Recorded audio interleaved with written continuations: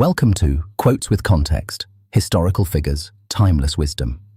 Agamemnon, leader of the Greek forces, had been forced to return the captive Chryseis to appease Apollo and end a devastating plague. As compensation, he seized Briseis, Achilles' war prize.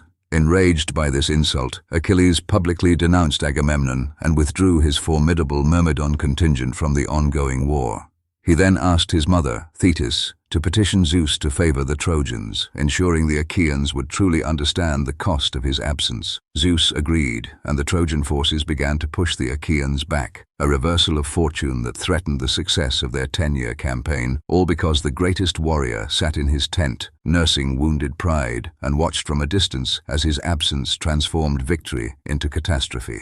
My anger against Agamemnon has driven me to withdraw from battle, and I pray that the gods will let the Trojans crush the Achaeans, so my comrades will learn how much they depend on me. Achilles. As Achilles' onslaught drove the Trojan forces back, they retreated behind the city walls. Hector, however, chose to remain outside, burdened by shame over earlier defensive failures. From the walls, his father, King Priam, watched helplessly as Hector made his fatal choice. The old king stood on the ramparts, his heart heavy, and watched his son march toward certain death, articulating with terrible clarity the fate that awaited his family when the strongest hero finally fell. Come back inside the walls. If you die, I will see my other children killed, my daughters enslaved, my city sacked, and myself slaughtered and left for dogs. Priam.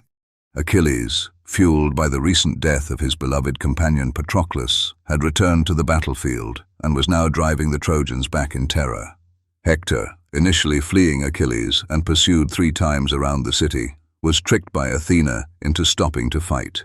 Confronting Achilles, Hector knew the battle would likely mean his end, but he faced the greatest warrior alive, choosing death with dignity over a life of endless flight and humiliation. He turned and faced the unstoppable force, transforming his inevitable end into an act of will. I will fight now, either winning great glory or dying, since fate cannot be escaped by fleeing. Hector.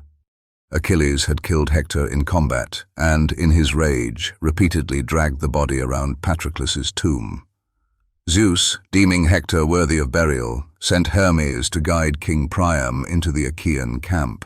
The aged king entered Achilles' shelter and knelt before the warrior who had slain his son, begging for Hector's corpse. This encounter, where Achilles' rage gave way to empathy, moved them both to tears for Hector, Patroclus, and Achilles' own father, Peleus.